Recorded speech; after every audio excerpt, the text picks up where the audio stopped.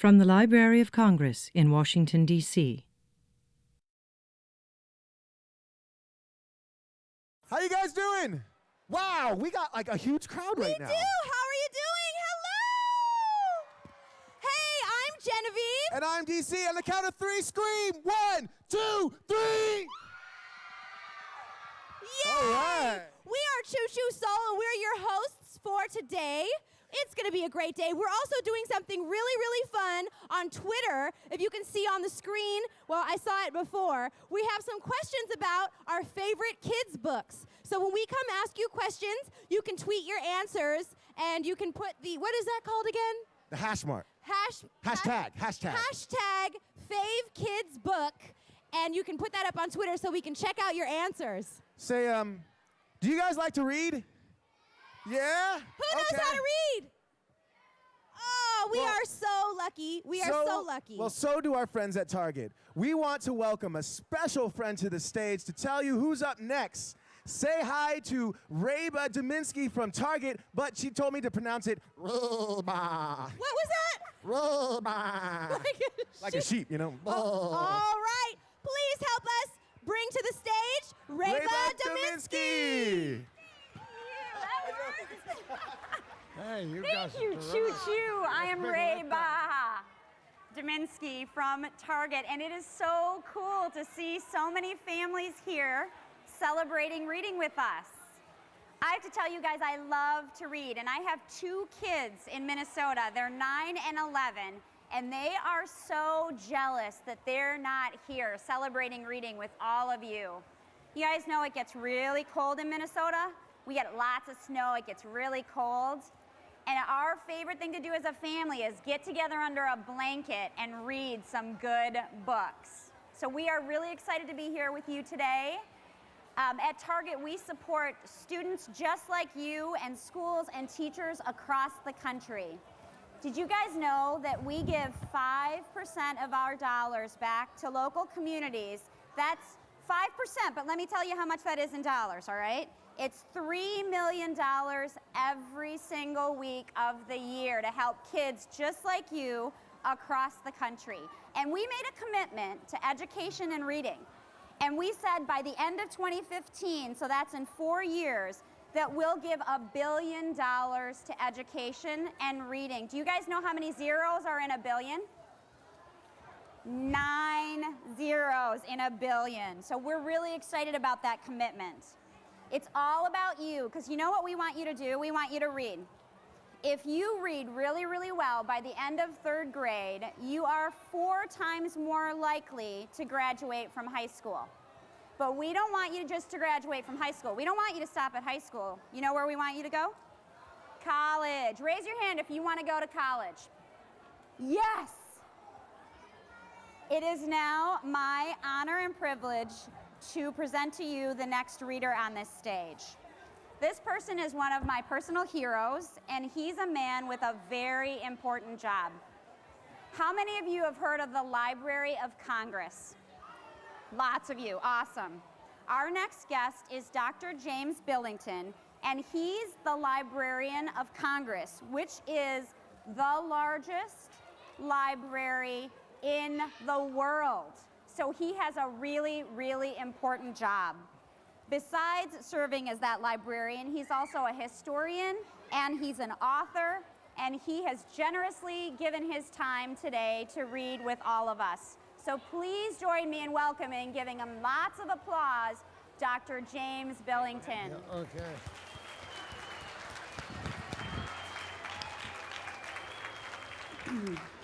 Well, my name's Billington. I'm the Librarian of Congress, and we're just glad to see all you kids here. It's wonderful. Now, I'm going to read to you a nonsense poem, but written by a man named Edward Lear. Have you ever talked a little nonsense poem to one another? This man lived 170 years ago, and he read his poems to the Queen of England, to all kinds of people. And this one is about something you probably can't imagine.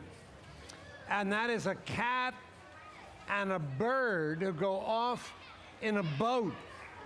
And, you know, cats eat birds, so this couldn't really happen. And birds fly away when they see a cat coming because they know they might be eaten. But in this poem, and they don't go in boats together, but this poem they do. So you just listen a while. Now, first of all, how's it, you know how an owl goes? Anybody knows how an owl goes? It goes, hoo, hoo, hoo. Let's hear you all be owls. Ready? Hoo, hoo, hoo. And the answer to hoo, hoo, hoo that the owl says is the cat, which goes meow, meow. Can everybody meow? Can you do a good meow? Meow, meow, meow. Or sometimes they just purr and go brrrr. They're very happy. But anyhow, this is Mr. Edwin Lear. Have you ever heard of Edwin Lear? And has anybody ever heard of him? Well, you're going to hear him now. This is his favorite poem. And Queen Victoria back in England liked to hear this too. The owl and the pussycat went to sea in a beautiful pea-green boat. They took some honey and plenty of money wrapped up in a 5-pound note. The owl looked up to the stars above, and he sang to a small guitar. Oh, lovely pussy. Oh, pussy, my love. What a beautiful pussy you are, what a beautiful pussy you are. Pussy said to the owl, you elegant fowl, how charmingly sweet you sing, ta-la-la. Oh, let us be married, too long we have tarried, but what shall we do for a ring? A ring, what shall we do for a ring? So they sailed away for a year and a day to the place where the bong trees grow. And there in a wood, a piggy-wig stood. How did the piggy-wigs go? Oink, oink, oink, you see. The piggy-wig stood with a ring on the end of his nose. His nose, with a ring on the end of his nose. Dear pig, are you willing to sell for 1 shilling the ring? Said the piggy, I will, oink, oink.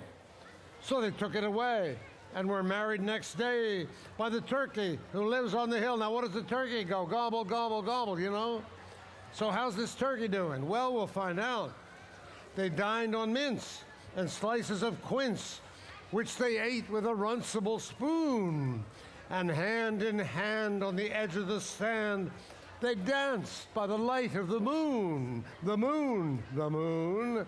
They danced by the light of the moon. Now that was his poem, but he wasn't satisfied because he thought that if the owl and the pussycat got married, what would their children look like?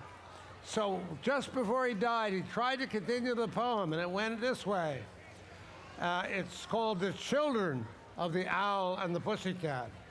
It was never finished, but it began by the children of the cat and the owl saying, our mother was the pussycat, our father was the owl, and so we're partly little beasts and partly little fowl. The brothers of our family have feathers and they hoot, hoo, hoo, hoo. While all the sisters dress in fur and have long tails to boot. So remember, a lot of fun things can rhyme. I mean, there's another one, George Wellington Weatherby George Dupree took good care of his mother, though he was only 3. See, you can do that too. Mother said, James George Wellington Weatherby George Dupree said, don't you go down to the end of the town unless you go down with me. So bring your mothers and your grandmothers and your grandfathers. Read to each other. Yep, there they are. Wave to you. Thank you all and have a wonderful time together.